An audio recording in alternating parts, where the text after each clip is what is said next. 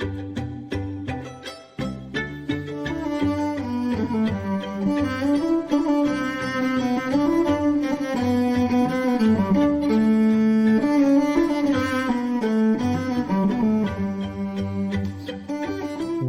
to The Lubber's Hole, a Patrick O'Brien podcast. You're with Ian. And with Mike. And together we're doing what we always do. We are rereading the Aubrey Maturin novels of one of our favourite authors, Patrick O'Brien. Mike, remind us, please, catch us up. Where did we get to last week? Where are we headed to this week? Remind us. Oh, Ian, I'd be delighted to. Thanks so much. Well, last week, Ian, in chapter 4 of Clarissa Oakes / The Truelove, Jack and Stephen had each written home about Clarissa, talking about her impact on the ship and everything and about her character. But both of them missed her effect, the effect that she was having on each of them. Now, Stephen's very worried about her impact on the officers and even warned Jack by means of a Shakespearean sonnet not to be tempted by her. We learned that Clarissa may well have thrown Martin's kitten overboard in the last chapter. And at the gunroom dinner, Jack saw the jealousy between officers, the end of the gunroom, and he vows to work the officers and the crew harder going forward to keep their idle hands out of this mischief. Well, Clarissa did get everybody talking at that dinner, which seemed on the verge of failure, but she also seemed to incite Davidge to duel whoever may have hit him. We're trying to get behind the wound that he brought to that dinner. Well, this time, when we last left them, they were sailing into a storm. The storm continues. There's stunning revelations about Mrs. Oakes. Stephen and Jack reveal the depths, and sometimes the lack thereof, of their nautical and birding knowledge. A prize is spotted after Jack has been driving the ship hard, and our mission, at least the current mission, continues. Fantastic. If that happens and the mission gets to continue on the trajectory it was on before, then that'll be great. But I'm going to wait till we get to the end of the chapter, Mike, just to see how close we are to getting this mission. There's always a good plan with Patrick O'Brien, right? There's always something.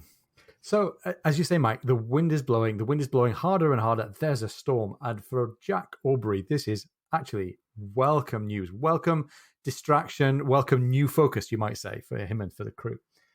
He's sailing the Surprise as hard as he can, given how far he is from supplies and dockyards. The wind and the rain and the sea call for really close attention, call for really great seamanship.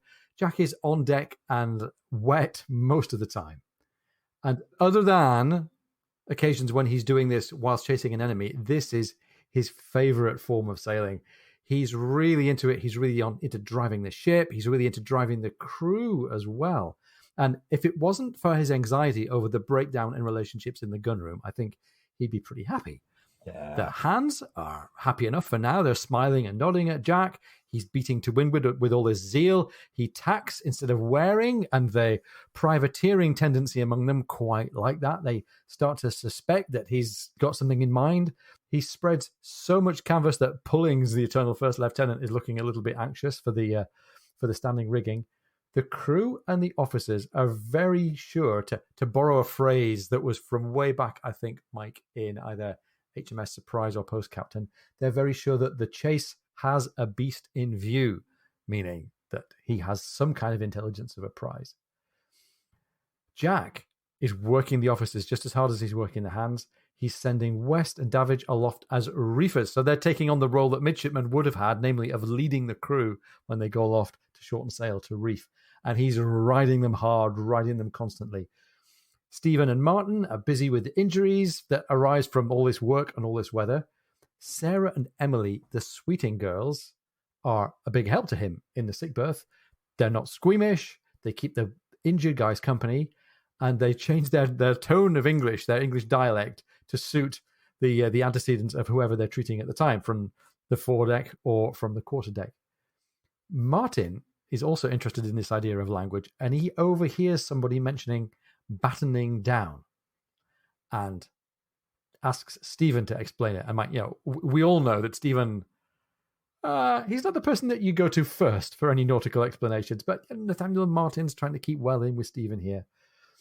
And Stephen pauses, it kind of almost clearing his throat. And I love this moment in the book where it goes full silent in the sick bay, and the sailors in the sick bay all kind of look at each other like, he's going to try and explain battening down. Huh. Is he now? And they take on these vacant expressions. And Stephen says, oh, I'll draw it for you. But Martin, thank heavens, is interrupted by Reed being carried in. And young Reed here has been struck on the head by a block. He's fallen on a marlin spike, which is wedged between his ribs. I remember the first time I read this, I thought, really block? Really marlin spike? Is this some other kind of disguised injury of discontent from among the crew? But no, it turns out that this is really what happened. He's got this horrible injury with the marlin spike between his ribs. Padine lashes 2 chests, meaning storage chests, not ribcage chests, lashes 2 storage chests together to be an operating table. He probes and examines the wound. He hears the cracking bones. He looks at the pale, panting Reed. And Mike, there's a couple of ways in which this scene takes me back to the amputation scene of the midshipman in the Peter Weir movie, Master and Commander. Right. But we get this evocation of the pale, panting face of this young kid. Tells Martin in Latin that this is going to be painful. Go get the laudanum.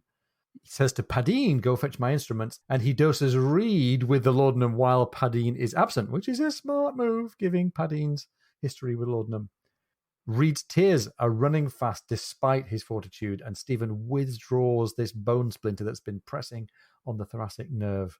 I can only imagine what kind of agony this might have been. And this is the other moment where we go back to the scene with Paul Bettany in the Peter Weir movie. He says, I've never seen a braver patient. So little tiny Russell Crowe alert for us right there. Well, Jack comes back to see Reed. He'd come earlier right in the midst of all this. Stephen had waved him off.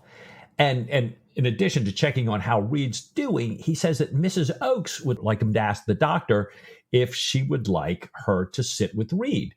Stephen says, well, let me see how he's doing later on. But what I really do need is for a couple of men to bring a cot and to put Reed in it. So Bondon and Davis show up and they bring the cot, they hang it, and they move Reed so gently that he never stirs. Stephen sits with Reed, who mumbles in his sleep. He's mumbling about the ship's speed. And while he seems to be, mumbling and talking, Stephen takes the time to ask him if he'd like Mrs. Oakes to sit with him. And O'Brien writes, "Oh, her," said Reed. After a long pause, he went on, "They go in and out of that door like a bawdy house. I see them from here." Turned his head away and drifted off again. So, there's this huge reveal here, potentially about Clarissa Oakes, at least from Reed's perspective here. And, Stephen then tells Jack that, a medical hand is going to be required for Reed. So, we're going to move him downstairs for constant attention. So I think, it was really nice to see the crew's gentleness towards Reed. It's kind of nice to see Stephen, who's been watching Reed, and his changing attitude towards Clarissa, seeing what he's going through now, Clarissa wanting to come see him and saying, no, I'm moving him down into my world. We're going to be protecting him right now, which, kind of made me, continue to wonder about Clarissa Oakes here. Yeah. And it's very telling that how he talks about it. He says, "Oh, her." Yeah. And, well, let's see how the chapter unfolds, and let's see what Reed's really been experiencing and witnessing here. Back in the cabin, Stephen says that the tempest has somehow been disarmed, that the weather is calming here. And Jack confirms, yes, it's dropping steadily. If they hadn't battened down, he said, Stephen's bed would be soaked from the last downpour. And this battening down, let's just stick a pin in that, because Stephen's already been showing off his chops, allegedly knowing what battening down really means. He asks about Reed, Jack does. And Stephen says that he's going to be okay now that this rib splinter has been removed. And as long as there's no infection, he thinks it'll all go well. He says something that he's often said before, that the young are wonderfully resilient. Now, he's going to get over the injury there, Mike, but is he over Clarissa? And I think that's where that "oh, her" really points to us that there's been some emotional connection, at least between Reed and Clarissa, if not something else. Yeah, we remember that last chapter, he would no longer look at her. He wouldn't speak to her directly. He got himself nothing but dead drunk in that dinner for her. So, yeah, not good. Yeah, poor kid. Well, Jack's not really on top of that undercurrent here. He's just happy to hear that the doctor's done his stuff and that the prognosis is good. He's glad to hear that this is all working out surgery-wise, and says, meanwhile, Stephen would be glad to know that Jack and Tom know where they are from their recent lunar sightings, and they should reach the Friendly Isles tomorrow. And Mike, this is really funny, this interjection from Stephen, who, for heaven knows what reason, decides that he's going to really roast Jack Aubrey over this. You will never tell me, he says, you'll never tell me for all love that you've been careering over the stormy ocean like a mad bull day and night without knowing where you were, that if you had run violently upon an island, friendly or not, where would you have been then, your soul to the devil? And Jack says, well, hold on a minute, friend. He says, there is dead reckoning, you know, very, very mildly. Jack's not going to bite on this barb from Stephen here. Shall we have something to eat? And I love the relationship between Jack and Stephen. I love Stephen kind of flaunting his lack of nautical knowledge. And I love that Jack, with his very, very tender care for his particular friend, also was able to bring him down with the offer of food. Which sounds very male to me. Right. Well, and you know, in true form, to your point, Ian, you know, Stephen realizes that he's starving.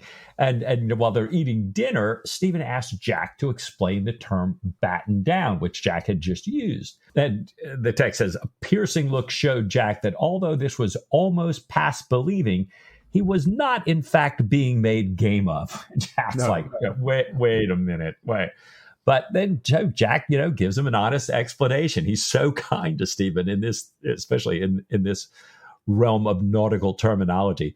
You know, he explains the term hatches is often used for hatchways and ladderways, but that real hatches cover the hatchways. They cover the gratings, they cover the closed hatches, and they are themselves covered with tarpaulins when there's a great deal of water coming aboard here.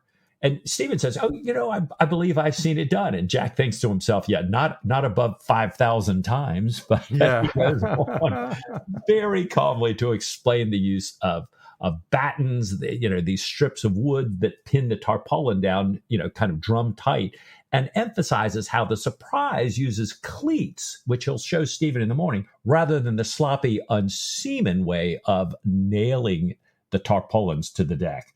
So, Here we go. Jack pride in his girl, the Surprise, and you know, and an ongoing lesson for Stephen in the morning. It's great. And this business with battening down the hatches, Mike, you know, it's a real thing. To get goods into the hold, you need a big opening in the deck. But from a stability safety point of view, a big opening in the deck is absolutely what you don't want. So they've got to be really serious. And, you know, ships to this day, cargo ships with open decks like this, I've got to be really serious about making sure that, you know, you don't get free water on any of the middle decks, because then stability is gone. And there have been plenty of shipwrecks with failures to batten down hatches to prove it. So Jack's on the right side of this, I think. And exactly as he said, Stephen can't have failed to have seen this dozens and dozens and dozens of times. Anyhow, it's a nice way for him to get reminded of this thing that he promised Nathaniel Martin he'd draw a sketch of later on. We get back into the failing relationships among the crew, though, because first thing in the morning, and we learn that this first thing in the morning means different things to different members of the crew, first of all. Long after the crew had done their first thing in the morning, Stephen, first thing in their Christian morning, as he calls it, is greeted by Oakes and asked if he'd like to join the captain to see these cleats, because the captain now is aware that Stephen wants to have these cleats pointed out to him. Oakes, as O'Brien writes to us, was a pale, silent, dangerous-looking young man now, no longer an oafish, overgrown youth, but he managed to smile for Stephen and added, "You might see something else too." And Mike, given what we have just heard from Reed about the conduct of other men and Mrs. Oakes, this is all starting to sound a bit ominous. And to begin with, the ominousness has to fade into the background a bit, because it turns out that there's something else is a beautiful visual spectacle. We've got a beautiful blue sky, and intriguingly, we have an island off in the distance. The wind is blowing from the island, and so we get this strong scent of land. The captain is up at the masthead with everyone else looking at the island. And it turns out looking at more than just the island. On his way there, Stephen meets one of the Sethians, this fella, John Brampton, who had just finished his spell at the wheel and who asks Stephen if he admires the captain, says everyone knew the captain wasn't cracking on for sport. He's implying that the captain had some mystical inside knowledge of the existence of something close in proximity with this island. Now, this thing, a ship, a supposed prize we're seeing, is right there, close in with the island. You can't deceive the captain, says Brampton. And this is a little moment of dual hubris for Jack. He knows how to batten down a hatch, and he knows how to sniff out a potential prize in a gale. Yeah. So Stephen, proceeds up there to where Jack is. Jack slides down a backstay, and O'Brien writes his boyish agility making an odd contrast with his worn face. So, we just had a great conversation, an interview that will be coming up. And, one of the things we talked about is the role of age in the canon here, and another O'Brien reference here. But, Jack asks after Reed, and Jack offers to show Stephen the cleats. But Stephen says, first I want to hear about this island and this sail that's been sighted. And Jack tells him it's Captain Cook's Anamuka, one of the friendly isles being named because of Captain Cook's warm reception there in 1773.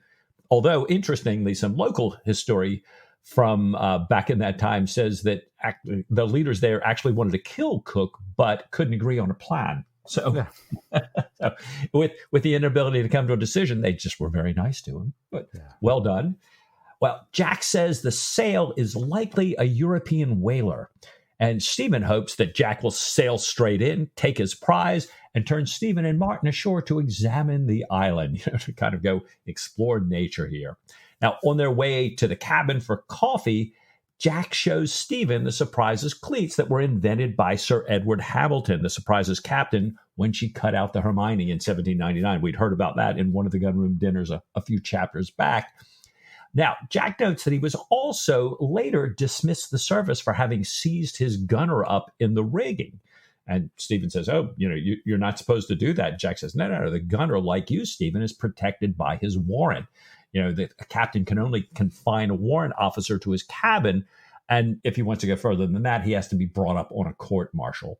Now, Jack comments that it's very whimsical that 2 of the captains of Surprise were struck off the list and brought back so soon. And Ian, this is actually historical fact, right? This is true. This is absolutely. There's a little bit of foreshadowing, because Captain Cook did indeed, exactly as Jack is telling the story here, spend some time ashore in this place called Anamuka. There's a really nice picture in the Royal Maritime Museum at Greenwich, and we'll try and get that out onto our socials as we hit the airwaves here.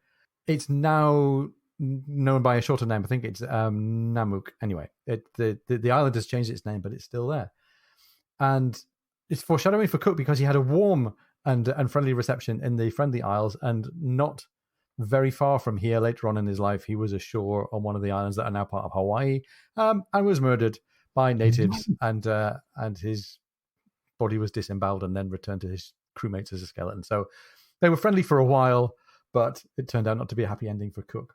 Edward Hamilton himself, also named here by Jack as a former captain of the Surprise, was made post into the Surprise in 1797, was knighted, so became Sir Edward Hamilton in 1800 for retaking the Hermione, an action that we've heard about a few times, including earlier in this book. He was dismissed the service for this gunner infraction that Jack is talking about in 1802, but was restored, as Jack said, due to the favour and the intervention of King George III just a few months later. The king was willing to believe that Hamilton's eccentric behaviour was caused by a head wound that he'd received in 1799. So, and Hamilton went on to have many illustrious appointments. He was commander of the Royal Yacht. He became a baronet. He became a rear admiral, a vice admiral, and then a full admiral in 1836. His older brother, Charles Hamilton, had been an admiral in 1830 as well. So Brian doesn't need to reach very hard to invent these lovely bits of backstory that he weaves in. They're already there in the contemporary history, and it works really, really well at this point. So Pullings and Oakes join Jack and Stephen for breakfast. Remember, breakfast is always meant to be a sort of a working type of a session. They're allowed to talk shop, which I think makes it altogether a more easygoing thing than the gunroom dinner of a little while ago. They talk about the breeze, they talk about the sailing, they talk about the frigate's urgent need now for water, for livestock, for vegetables and coconuts, and all the work that they need to get done on the rigging. So it's not only Stephen who's looking at this island and this whaler with a bit of an avaricious eye. I think the officers and crew are as well. And Jack, probably disingenuously, asks after Mrs. Oakes, since Mr. Oakes is right there at the breakfast table. And Oakes says she's well, but stumbled against a locker in the storm and is staying in a cabin for some time.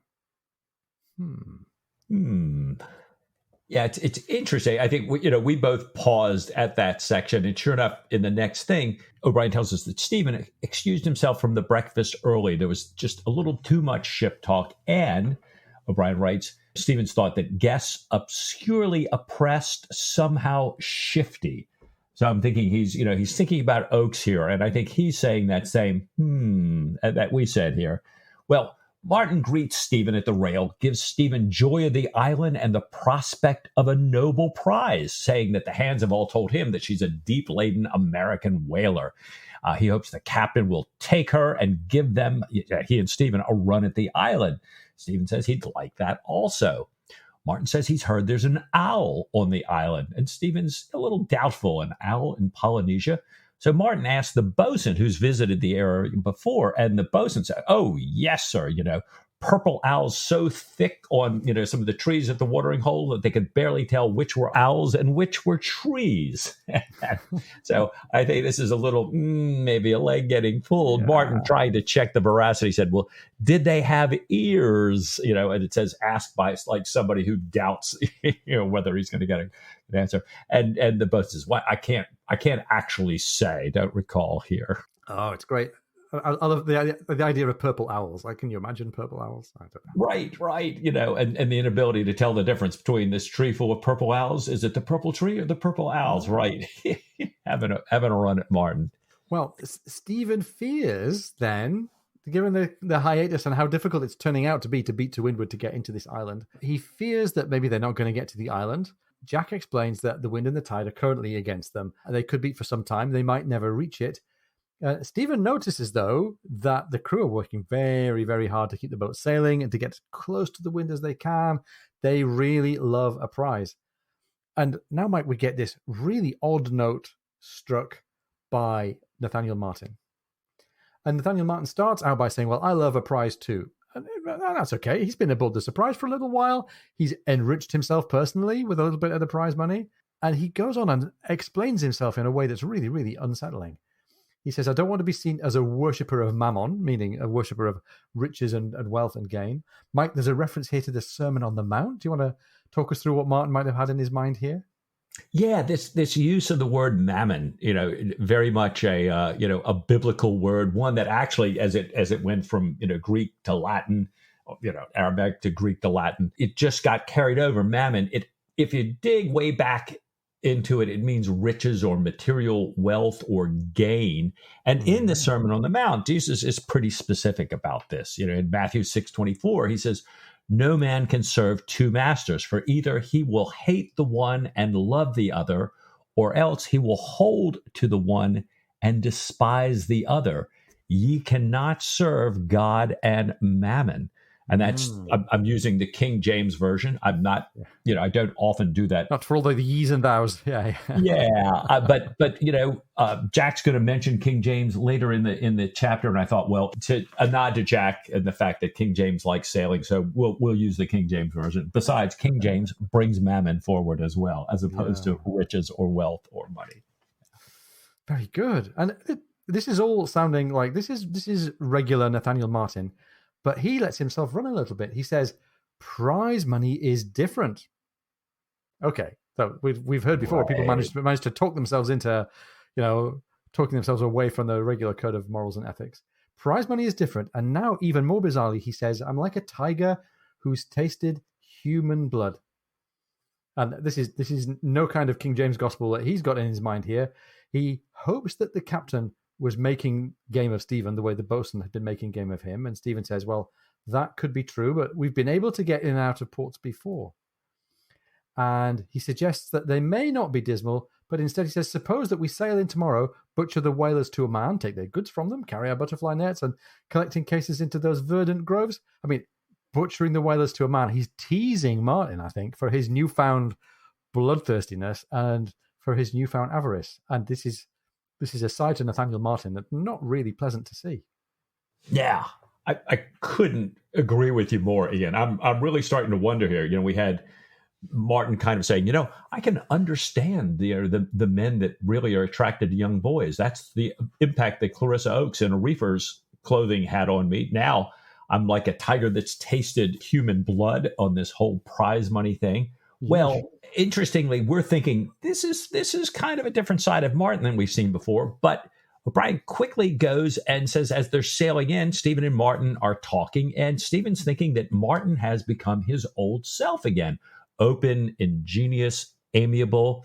And he wonders what that change is connected to. Is it connected with a change in prosperity and family cares? Is it connected to something related to jealousy or perhaps something else? But Stephen thinks to himself, well, whatever it is, something had loosened their former close bonds of friendship, his friendship with Martin. And now they seem to be tightened a little bit better. They're enjoying the birds. They're talking together without reservation, which is really nice. And as they're talking together, a boat is lowered to tow the ship's head around. And Stephen says, it's a perfect day for Mrs. Oakes to take the air. He's wanted to go down and treat her, but Oakes had said, no, don't bother. It's only a bruise. And then the text says, the hound, said Martin in a low, vehement voice, his face quite changed. The infernal young hound, he beats her. And boy, from Reed mumbling a little bit in his sleep to Martin, now the old Martin, happy Martin back, and now completely changed here. This is that second major revelation about Mrs. Oakes. So does he beat her? Does she say he beats her? Is this Martin somehow? We don't know. Brian's just kind of giving us reported speech and I guess leaving us to sort of connect the dots so far. Yeah. And it's not only the connection between rivals for Mrs. Oakes's attention and affections. Now there's domestic violence breaking out, we think, between Oakes and Clarissa herself. Right. So there's nowhere that's not affected by this, so it seems. Anyhow, the promised attractions of shore and vegetation and supplies and this whale or whatever it is are all still a little bit out of reach. For days now, they can't get into the harbour. Food is getting low. Jack could make for another island, but he doesn't want to leave a potential prize, especially knowing that there are privateers in his crew who really expect that of him. However, the ship that they can see now starts to look less and less like a prize and maybe more and more like an ally or a potential rescuee. This ship never tries to escape, doesn't do anything, seems to be just sitting there waiting for them to come on in. And therefore, the mood aboard the Surprise goes from cheerfulness to restless discontent and a tendency to be quarrelsome. And to point that up, Mrs. Oakes finally comes on deck and she has a black eye. Stephen says that he had hoped to call on her, but Mr. Oakes had dissuaded him, and she says, well, I was bored, so I wish you'd come. Didn't want to show up looking like a prize fighter. So she's sort of trying to laugh off this black eye that she's got, this injury. She's only out now, she says, because it's getting dark. She's wearing this scarf partly over her face. Jack comes over and makes some civil inquiries. And there's this awkward moment where Pullings and Martin and West all appear, and there's this sense of dislike or tension between them. It's got greater. Their attentiveness to Clarissa seems to have declined in proportion to her looks because of the black eye. And that sets this really kind of shallow, selfish tone about the actions of all of the officers here. She, in turn, was doing her best to be agreeable to them, particularly winning in her ways, apparently. And later on, Stephen thinks there was another emotion there, what he thought of as a want of regard, but he can't say exactly on whose part. But this gets reinforced for Stephen the next day. He sees it in the officer's tone. He even sees it in the attitude of some of the crew members. Most of the crew still smile at Clarissa with warmth, but some faces have taken on a questioning look or puzzled or deliberately expressionless, when she's around. But the day is really taken up with completely changing all the sails, over 30 of them, to accommodate Jack's perceived, it's kind of intuition that the weather may be making a change here. But Stephen notices that when Jack is not on deck, There's much more, as he says, damning of eyes and limbs than usual, much more wrangling, much more contention, much more reluctant obedience, which, you might find more often in a privateer, but it's rare and dangerous in a ship of the Royal Navy. And I couldn't help but think, we just heard this story about a gunner being seized to the rigging on this ship in the past. Yeah. It's like, I don't want a whole lot of discontent going on here. We've already seen this kind of hair let loose in the last chapter, and we're seeing some of this continue to get worse, this catalyst we talked about before. Well, Stephen notes, though, that for every foremast Jack who looks askance at Clarissa, 6 cast a cold eye on her husband. So, and you talked before about the division starting, when the officers are out of sort with one another, it has this impact on the crew, and we're starting to see that here too. So, there's starting to be a Clarissa faction, an anti-Oaks faction, it looks here. And later, Jack is back on deck, and he hears 2 men just, kind of vehemently cussing each other up in the top. I think they didn't realize he was right below them. And he has West take a name. Yeah. This no longer sounds like the happy surprise that we know and love. No, and this is something that's going to come more and more in this chapter. We've got not only this discord between the officers, we've got dissent between the officers and the crew, and this is all starting to feel like the community of the Surprise is under some serious threat here. Well, Mike, I think this might be a good moment for us to just withdraw. Let's go and check in with our petty officers and our enlisted men and make sure everybody's still okay and everybody's still saluting the flag. And while we're out there saluting the flag, let's grab ourselves a quick drink of something. We'll be right back after this break. If you're enjoying the podcast, please come and join our supporters on Patreon. Go to patreon.com/LoversHole.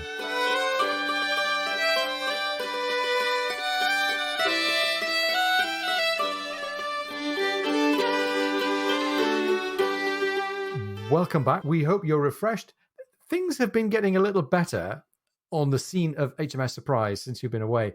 The wind has changed, and we read in the novel here that they're now making good speed toward the island. Fantastic. The mood aboard now is one of laughter and merriment, and as the hands finish their dinner, we see a great pahi. Now, we've heard of pahis before when Jack and Stephen got marooned in the South Seas a few books ago. This is a pahi, a double canoe with a deckhouse coming toward the Surprise from the island. There's a white man in a coat aboard. And Jack thinks this is the moment to be smartly turned out. He dresses to receive them and gives orders not to let any South Sea Islanders below deck unless the captain invites them. And he's clearly expecting some light-fingered behavior. He says anything movable on the deck is to be screwed down, including the anchor. Whoa. Wow. That's quite a big statement. The boat arrives, and the boat shows some naval correct etiquette here as it goes politely up along under the leeward side. A white man and an islander come aboard. The white man is a fellow by the name of Wainwright. He's the master of this whaler called the Daisy. And Pakia, the under-chief of Tiaro, the Tiaro people. Wainwright says the under-chief has brought a present of fish, fruit, and vegetables, and seeing that Wainwright is taking the role of translator here, Jack says, please offer my thanks. He names his officers, invites the guests to the cabin as Pullings brings the gifts that they've got set aside. Jack serves them some refreshments, some Madeira. He shows Wainwright some red feathers in a drawer and says, are these going to be okay? And Wainwright says, oh, Lord, yes. And Pakia, mimicking perfectly, says also, oh, Lord, yes. So I like this moment here that all of a sudden we've got this slightly comic, slightly buffoonish scene of barter and kind of buttering each other up going on between Jack and the Islanders. Jack gives Pakia the feathers, some scarlet cloth. Remember the scarlet cloth? He's giving away a bit of that here. Right. And also a small magnifying glass, which Pakia really takes to and returns thanks for in a long speech. Wainwright says that Pakia hopes that Jack will come ashore and tells Jack that he doesn't speak English but can echo the last words that he hears very well. And we've heard that already. Wainwright duly translates Jack's happiness at coming ashore and sets up this plan to trade for hogs, coconuts, and yams, and also maybe a walk around the island. This is sounding great, Mike. This is what everybody, Stephen, Nathaniel Martin, the crew, and Jack, this is what they were all hoping for, right? It is. It's great for Jack, great for the crew, certainly great for Stephen and Martin. And Wainwright says it's really good for him too. He's glad Jack's coming. He says he has grave information about his ship, and he's in need of a carpenter, his mate, and a cooper. He tells Jack that he said to himself when he first saw the surprise, "My God, we're saved." And Jack asks him how he knew the surprise. And Wainwright says, well, there's no mistaking that towering mainmast. He tells Jack that he sailed in company with the surprise many times in the Channel and the West Indies, and he's actually come aboard with messages from the flag. He had passed for lieutenant in 98, but had never gotten a commission, so he joined the merchant service. Now, I think Jack can really relate to this. We've heard about this earlier in the canon, and Jack says, like many other first-rate officers, and looks at him, shakes his hand. It's like, you're kind of one of my kind of people here, and like Jack has so often looked at his midshipmen and said, I want to get them there. They're good sailors, but they don't have interests. They still should get a ship. Well, it's great. Jack's making more connections as part of his kind of extended naval family network. Meanwhile, the extended Polynesian family, well, I'm not sure it's all going perfectly. Wainwright suggests that this is the time for Pakia to take his own people back. He says they can be a bit of a nuisance on deck when everyone's busy threading the channel. Wainwright says that he can now show the surprise through the channel, through the reef. So he's offering to be a local pilot here, which is a great thing. The Polynesians, other than Pakia, had meanwhile come aboard bearing their gifts. There were what O'Brien describes as 3 freshly oiled bare torsos of the friendly women, pun intended. They had talked with the officers, including Pullings, Mr. and Mrs. Oakes, and Stephen. Yeah, not entirely sure that's a safe set of conversations. One woman had carried on quite the conversation with Stephen, even though he can't understand what she's saying, and she's laughing and gabbling away, and she pats him on the knee. Stephen finally leads her, in the hope of some kind of connection, to Sarah and Emily. The woman addresses them and laughs when she sees that they can't understand her, and meanwhile gives Emily one of her necklaces, and Sarah the mother of pearl pendant that she has. Jack and Wainwright and Pakia, the chief, come on deck. And Pakia says, okay, we're done with the socializing time. Everyone back in the boat. A crew member then tells Stephen, the little girl has stolen your handkerchief. And Stephen checks and pats his pocket and says, I don't mind the handkerchief, but I regret that she took the little lancet. And O'Brien says that as they headed off to shore in the Pahi, they had taken some other involuntary gifts besides 5 handkerchiefs. They had taken 2 glass bottles, a tobacco box, 5 iron belaying pins, 2 wooden belaying pins, and as Stephen has just pointed out, a pocket lancet. And everyone is reflecting that this is probably okay. The islanders having brought much more with them than they'd taken, except for the fella who lost his tobacco. And except, I think, for Stephen, who's had cause to mention the lancet already. Mike, earlier in this book, he was talking about the lancet as his ready accessory for a little quick momentary stab of pain that will cure the men of all of their lust and their toxic masculinity. He talked about the lancet as being the thing that he might have used to take that little scrap of bone out of Jack's ankle. So this little lancet has been in Stephen's hand a few times as the thing that he can use to correct the ills aboard the ship. And now, Mike, that little lancet is no longer there. Yeah, this is, I think that's so well spotted, Ian. This is, maybe O'Brien's way of telling us, all may not be well here. I couldn't agree with you more. So they go back down in the cabin, and Wainwright tells Jack an English ship and several seamen have been detained in Oahu. Wainwright's owners have 6 ships which meet at Oahu to refresh and exchange news and instructions before heading for different destinations. And they kind of do this, once or twice every year. And depending on the winds, they either pull into the harbor in the south or more often into the north. And we learn a little bit about these harbors here. And Wainwright draws Jack a map of the island. The northeast territory is Kalalua's territory, and there's some rough mountain country and forest between him and the southern lobe where Pualani rules. She had been the ruler of the entire island, but several generations back, the northern chiefs had rebelled, and Kalahua has since taken over the north and declared himself to be king of the entire island. he claims that he's do this because Puolani had eaten pork, which is forbidden to women. Now, Wainwright says nobody really believes this because Puolani is a very pious woman. I mean, certainly he says she eats the enemy chiefs that are killed in battle, but she would never eat pork. And Wainwright's owners have kind of commanded them to say, their ships are to stay neutral into this conflict, that they really need access to both harbors because depending on the way the winds and the tides are, they sometimes can get in and out of one, but not the other. But Wainwright says if it were up to him, he would be backing Puolani. She's always been kind and she's always been good to her word, whereas Kalahua is a scrub and not to be trusted here. Yeah. So we're getting the scene set here. Mike, this is starting to feel like Mauritius Command. It's starting to feel like all those other novels where we get a bit of diplomatic context. And I'm thinking, okay, this is a moment for a bit of a, force of arms by Jack and some suborning and some intelligence work ashore by Steve. This is feeling pretty familiar. This time, when Wainwright describes having come into Pabe in the north to join two ships, the Truelove and the Heart's Ease, Truelove being the title of the book. Congrats to the American readers, chapter 5, and we're just about getting there. Kalahua and some Europeans, along with some muskets, had fallen out with the two skippers. The Truelove had been heaved down. It's kind of stuck there. Kalahua had said he wanted to borrow the ship's guns. Kalahua then had seized a score of the ship's men on various pretexts and told Wainwright that the ships would have no water, no supplies, and the men would not be released until his demands were satisfied. And he's described as having been odd, false, disagreeably confident, and had kept putting off meeting with Wainwright. So there's some bad faith going on over on this other island here. And while Kalahua had been up in the mountains with the Europeans, a fourth ship had appeared, and Wainwright had sent a message for her to water in the south and then head to Sydney Cove quickly to tell how they were being used.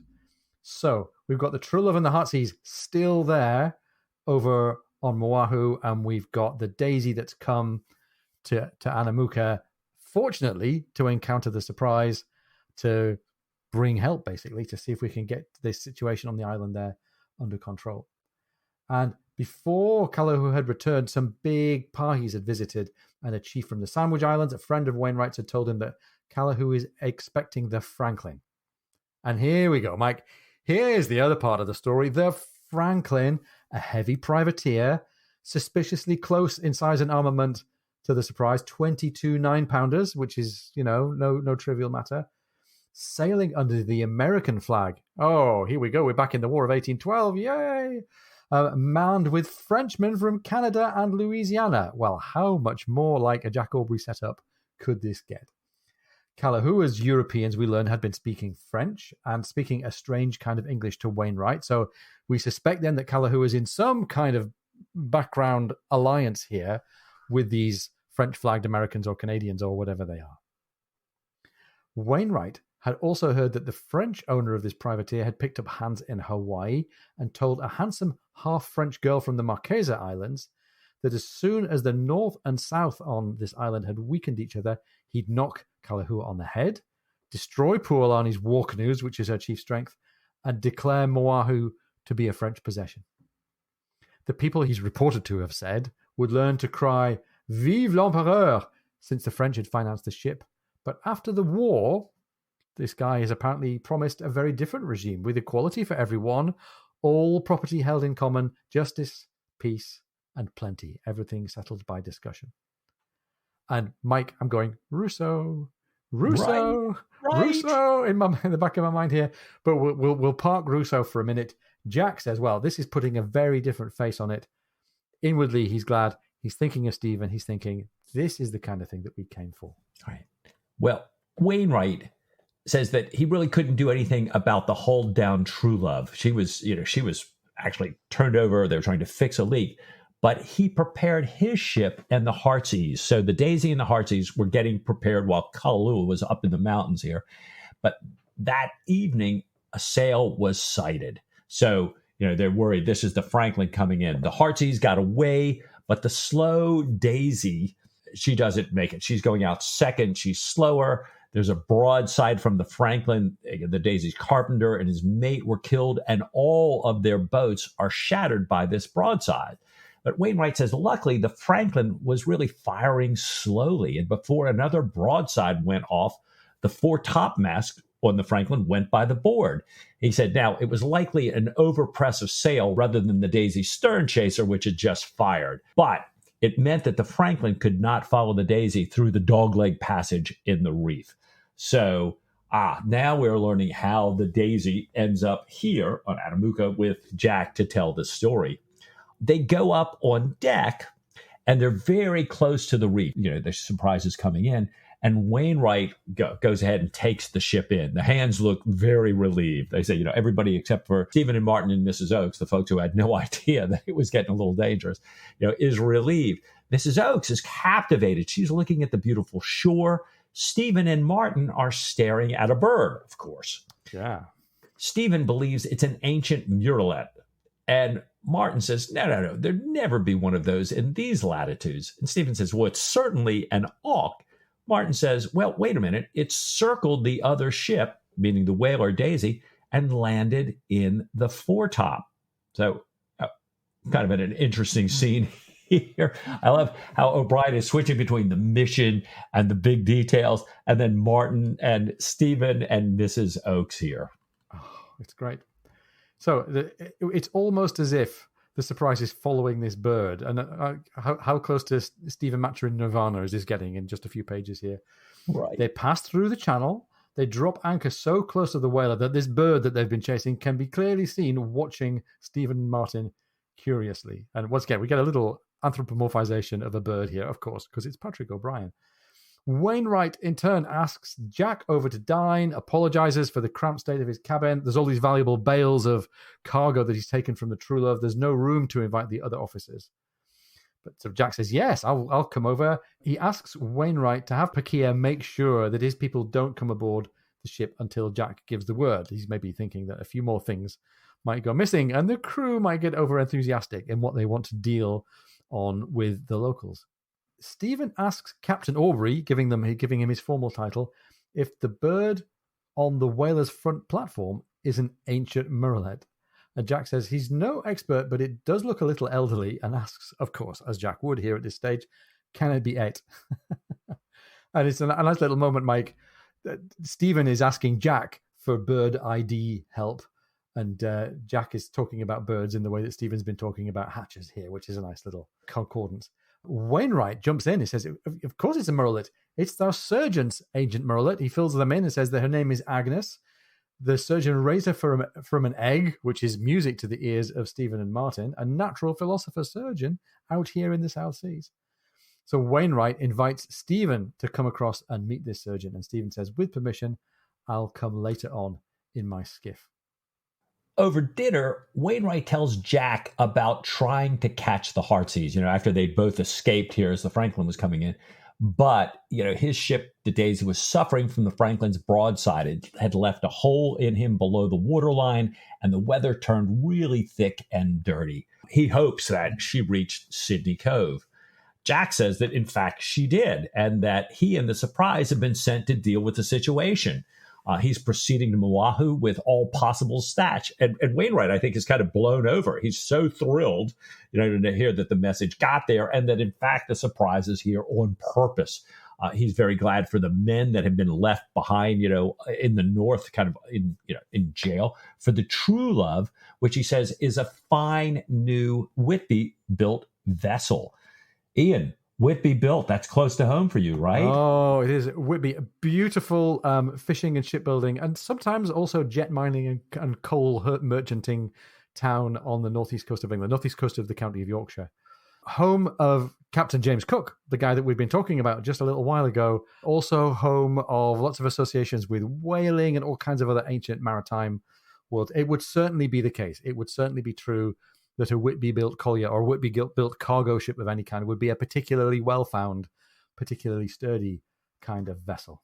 Captain Cook had his ship HMS Endeavour, his exploring ship, the one associated with all his great journeys of exploration and discovery, built in Whitby in 1764. She had originally been a coal carrier to be named the Earl of Pembroke, was bought by the Royal Navy in 1768, refitted and renamed the Endeavour.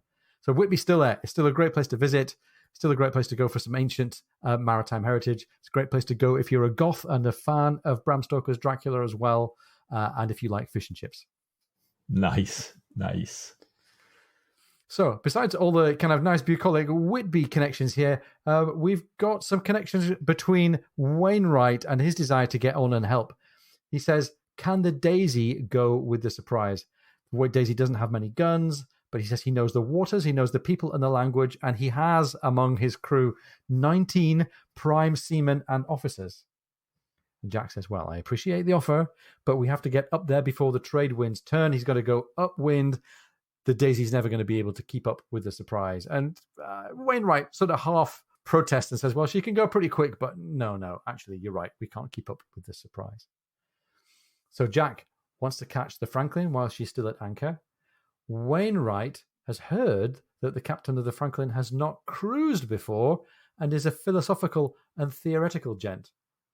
And this has got to be music to Jack's ears. He's preparing himself for, a well-found seaman-like, experienced, crafty French skipper maybe, but he's getting a philosophical gent as his rival here. Jack says, okay, the sooner his capers are cut short, the better. Let us have no benevolent revolutions, no humanitarians, no goddamn systems, no panaceas. Look at that wicked fellow Cromwell and those vile Whigs in poor King James's time. And a fine seaman he was too. So Jack is invoking the fear of anti-monarchists and Protestants going way back many centuries to try and stir himself and his crew up here. So true. Jack asks about the Daisy's damage and her needs, and Wainwright says that, well, a carpenter and his crew could probably fix the worst of it and get at least one of their boats patched up in a day's time. And Jack says, well, you know what?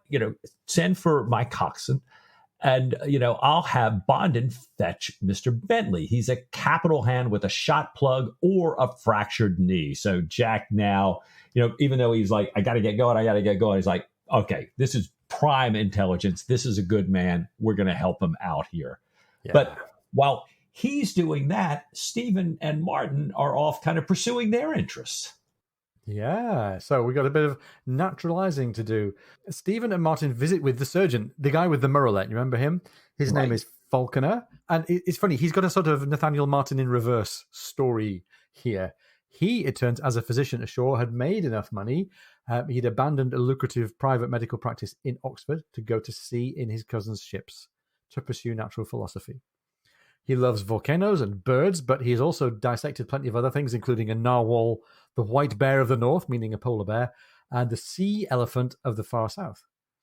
He still loves medicine, and the three of them get talking about hydrophobia, known to us in the 21st century as rabies, cases they'd known, and different treatments. And Dr. Franklin goes into this incredible detail about the story of the treatment of a young man going to sea who had been bitten by a mad foxhound. And although it seemed that the wound had completely healed, and although they'd done all his dosing and his different regimens, the symptoms had returned with a vengeance and the boy died. And Stephen's experience, he said, had been similar, except that he knew of one case where 2 bottles of whiskey drunk at stated intervals during a day had appeared to cure the patient. And Mike, from what we know about rabies in the 21st century, unless you get post-exposure prophylaxis or a vaccine to begin with, it's curtains, no matter how many bottles of whiskey you drink. It's a really dark turn to this conversation as well. We should talk in a couple of seconds about where this might be coming from, but mentioning rabies in conjunction with some of the other things that are happening in this chapter, I think, sets an important note here. Anyhow, Martin says that he was present when, and he begins to describe another elaborate rabies cure, but the 2 ships which were being warped in next to each other to help the carpenters had started to come together, and all the calls of all hands, all the nautical busyness finally drowned out Martin and his anecdote, whatever it was going to be, about a potential cure for rabies. Pullings, cause for silence on the ship. Jack tells everyone the situation. Shipmates, we must run north as soon as ever the ship can be watered and victualled. We shall start watering directly, then tonight, half of each mess may have a run ashore. Tomorrow we'll complete our water and start trading, and tomorrow night the other half may leave. The next day, after trading again in the morning, we must get underway at the beginning of the ebb. There is not a moment to be lost. And Mike, just for a moment here, we're back in the happy zone of Jack finishing off the chapter, back in command, motivating the crew, and giving everybody a little bit of something that they want. Right.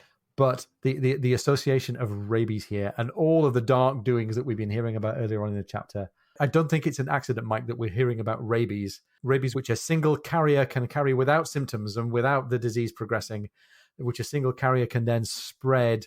And I'm sure it's meant to be a juxtaposition in our minds. We've got the idea of an animal carrying rabies, this deadly, deadly, incurable disease with this terrible kind of silent incubation period, and the arrival on board ship, and particularly among the officers of Clarissa Oakes, and all the tensions and the jealousies and the misconduct that she's stirring up here. Rabies is a terrible disease. It's, as I say, if you're not treated, it's fatal. It's also often, I think it's interesting that rabies is often associated with madness, and a rabid dog is not a good dog. There's nothing about rabies that evokes pity for the animal or the human that passes on the infection. Passing on the infection is is being a vector for evil, if you like. And I'm sure, again, that's a connection that we're supposed to make to Clarissa here. Yeah, a vector for evil. And I think, Ian, in times not so far in the past, that people who were even suspected of being bitten by a mad dog, as you say, either committed suicide or were killed by the people around them. Some of it, like rather than face a symptom, some of it rather than get this thing to spread anywhere. So yeah, it really does take on this a very, I think we use ominous so many times, but yeah, this one is definitely it. Well, what a set of potential revelations about Clarissa Oakes. Yeah. And the men who are attracted to her, the impact of all this on the crew that seems to be coming about here. Yeah. Where's that going to take the crew? It has looked so far like the surprise is slowly falling apart. Is that going to be fixed by the prospect of action and taking on this usurper in the island of Oahu here? Does that mean that the officers can learn to deal with each other? What about the crew? It seemed that there's even dissent among the crew and divisions arising among the crew. Is that all going to be taken care of by action? I don't know. Yeah, and we've got this, this opportunity perhaps for Jack and Stephen to be working together on this mission now, or at least, as Jack's listened to Wainwright, he's saying, oh yeah, this will be easier to bring Stephen on board. Be fascinating to find it is. It sure would be nice to have them working closely together again. There's been so many things kind of separating them here recently here, Yeah. Now, and I think I say this every week, it's clearly no straight journey to South America in store. It doesn't seem like. But we're still heading north.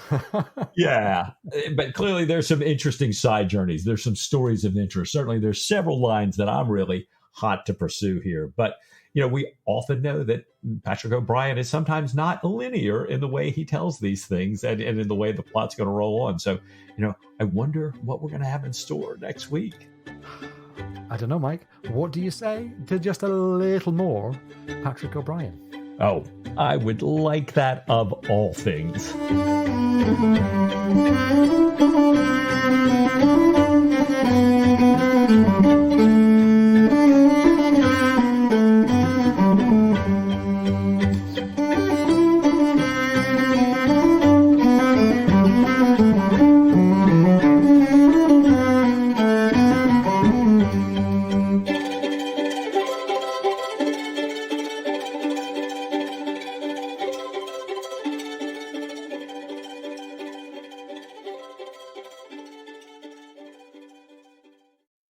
Mike, I'm going Russo in the back of my mind here, but we'll park Russo for a minute. Hopefully everybody has a bit of grog ready, because I think we're going to talk about Rousseau, that mumping villain. Gushing, carefully calculated tears, false confidences, untrue confessions, enthusiasm, romantic vistas.